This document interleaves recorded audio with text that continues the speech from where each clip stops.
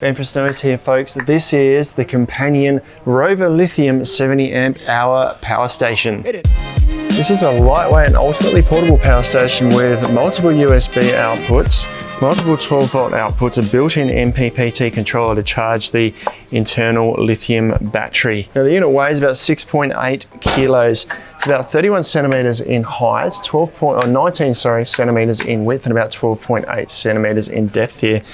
It's made really, it feels like a really solid unit. This is a metal material on the bottom here, this grey section, and there's plastic components around the top here, and there's this lift up handle which is quite sturdy on the top there. Now inside is a 70 amp hour lithium nickel manganese cobalt oxide battery. That's a tongue twister for you. So you can use most of the capacity of this battery, unlike say a sealed lead acid battery where you've only got half the actual rated capacity. This has got 70 amp hours of use in it, so you get most of that use out of it when you're charging or when you're powering devices. Now I'll do a bit of a tour on the outside for you. We'll start on the sides. Nothing on each side here. There's just a blank side, just a channel there, and obviously the handle at the top. We'll start at the back because the front's got a bit more detail on it that we'll go into shortly. And this is the charging port here. Now that's compatible with multiple cables that you get with the unit. You can charge it from 240 volt with this guy here. So this little black and red plug goes into here, and then obviously you plug this one into your 240 volt power, and that goes into the end of the transformer there. Can also charge directly from DC, so this will go to your cigarette port in your vehicle or wherever you can charge it from. And then you've got the same little black and red mini sort of Anderson plug that will go into there. And you've also got an adapter here to charge via solar. So this will go into here, and then your Anderson plug from your solar panel can go into here. Now, this is where it's really cool. Now, it has a built-in MPPT controller, or maximum power point tracking controller, which means you don't need to use the included solar controller that came with your solar panel.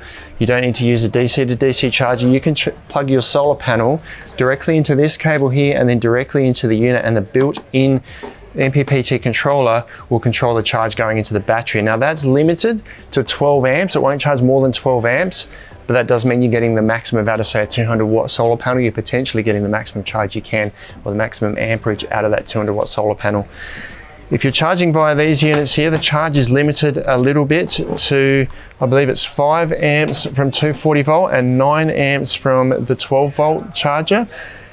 And it will charge within, say, about 9 to 14 hours, depending on what sort of charge device you're using it. You can charge and power something at the same time, so you can have your solar plugged into one side, your fridge running out the other, and you're topping it up at the same time you're using the power.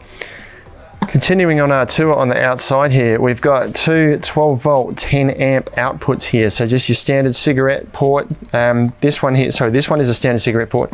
This one has got the 2-pin plug in it that's you find on a lot of traditionally angle fridges, but a lot of other fridges are coming out now that you can screw in and secure that in. So that's a more secure plug, that one there.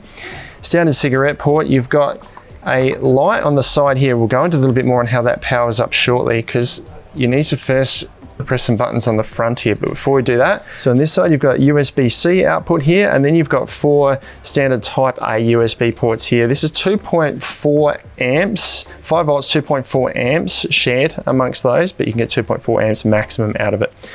And then over this side, the power button and some little lights here. Now when we turn it on, we hold down on this button here, and we'll see the screen will power up on the front, and this little light in the middle here will go on to show that the power is on. Above that, there's an input light, so when we're actually charging it, that will light up. And on the bottom is what's an alarm light that will flash if there's been an internal error, but it also shows or lights up when an actual output port is turned on. Now what I mean by that is, if we come back across to the USB ports here, we need to turn these on. So if I hold down on this button here, we'll press this button here, that lights up, as does this light here, to show that these ports here are now active. We can get power out of those ports there. If I press that again, turn it off, and flick it around to the other side here, to turn these ones here on, I press the button underneath here, that's lit up. If I turn that one on, both of those are now on. There's now power to these ports here, so we can specifically turn on from the device which ports we want power to. Now while it's turned on the main panel to the front here, this little light here also operates. So we press the button underneath there, that light goes on, gives us a little bit of light to operate while we're setting things up in the dark if need be. Turn that off again. If we flick it back around the other way, we can still see it's on. Hold down on this button here, it's going to turn everything off that power light goes out. Now none of these buttons are going to work. We can't get any power to that. We can't turn the light on at the back here, and we can't turn those on. So there's no accidental switching on of the unit while it's saying storage or something. We've got that turned off. And the only exception I've found to that, and I haven't tested it for long enough to work out whether it actually works or not, is that this input light, now I've just got some power here and I'm going to plug the 240 volt charge in to show you how this works. So I've got power to the 240 volt charger here, and what I'm going to do is plug this into the input port here, and we'll have a look at the front. Now I don't have this turned on at the moment, but the input light does show up here. Now I haven't tested it for long enough to find out whether that actually means the battery's charging, but if you don't actually turn the unit on, you don't have the display features on the front here. So if I now hold down on this button here, the screen on the front will turn on. It shows Companion, and then it's now showing that the battery's charging. We can see the battery indicator here. It's at 68%, and the top one is showing there's 77 watts going into the unit. If you want to work that out in amps, just divide 77 by 12. That's how many amps are going in. So that's showing that there's power going into the unit there. Now this shows both power going in and power going out. So the light bulb's power going out, sun is power going in. Now I'm going to grab a 12 volt appliance and plug it in the back here. So I've got a little fan here. It's not going to draw much current or much power. I've got to turn this port on. So the green light at the bottom there. I'll plug this in, and we'll also note if I flick it back around the front here, this alarm button is on, which indicates that there is power going to one of the outputs. So we're all set up, ready to go. We've still got the power going in. And when I turn this on, theoretically, we should see power coming out. Now there is a bit of a difference between power, or what's shown with the power coming out when it's plugged in and when it's not plugged into the charge. So if I turn this onto the first setting now for the fan, that's just low. We're not getting anything registered coming out. I guess the unit's trying to balance input and output, but it's not really showing anything. So I need to wind this right up to the highest setting for it to then show, it'll come out about 8 watts. So it's showing it's drawing about 8 watts, 76 or 75 watts going in. Now what I found is there is a difference between, in these ratings, between when the charge is plugged in and when it's not. So what I'm going to do now is turn the fan off. I'm going to flick it around this way and unplug the charge port. So we're now no longer charging the device. If we flick it back around this way, have a look at the front, we can see, flick the light back on, the input light on this side here has gone off to show there's no charge going in. There's no wattage shown on the charge side of the display here, but we still got power to that 12 volt port on the back, and that's shown by this alarm light here. So now if I turn the fan on to the first setting, we should see about 3 watts being drawn out. There we go, that's come up at 3 watts. It's on the lowest setting.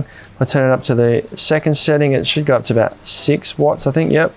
And then the third setting goes right up to about 14 watts, or 16 watts, there we go, that's on full setting. So that's showing nothing going into the battery, but 14 watts being drawn out. Obviously, if we then go and plug more USB ports in here, or if we go and plug something else in this unit, this port on the back here, we're going to be drawing more power out of the unit. So you can monitor how much you're charging it and how much you're pulling out. If you've got the same amount going in that's going out, the battery is neither charging nor discharging, it's just staying flat. But ideally you want to have more going in than coming out, so that your battery is charged at the end of the day and you get through the night to charge your fridge if that's what you're running off this guy. That is all the features of the Companion Lithium Rover 70 amp hour power station. This is a really neat looking little unit, ultimately portable, easy to cut in and out of the campsite. You can plug it into your vehicle and charge it while you're driving, take it out of the car, put it in your campsite to run your fridge, your fans, your lights, whatever you like, and put it back in the car afterwards. A little bit more portable than having a dual battery system set up in your car. You can check these out online at snowies.com.au, where you can find them at our lowest prices every day. If you've got any questions, let us know down in the comments below. Subscribe to our channel for all the latest information, or check out some other cool Companion products like these ones down here.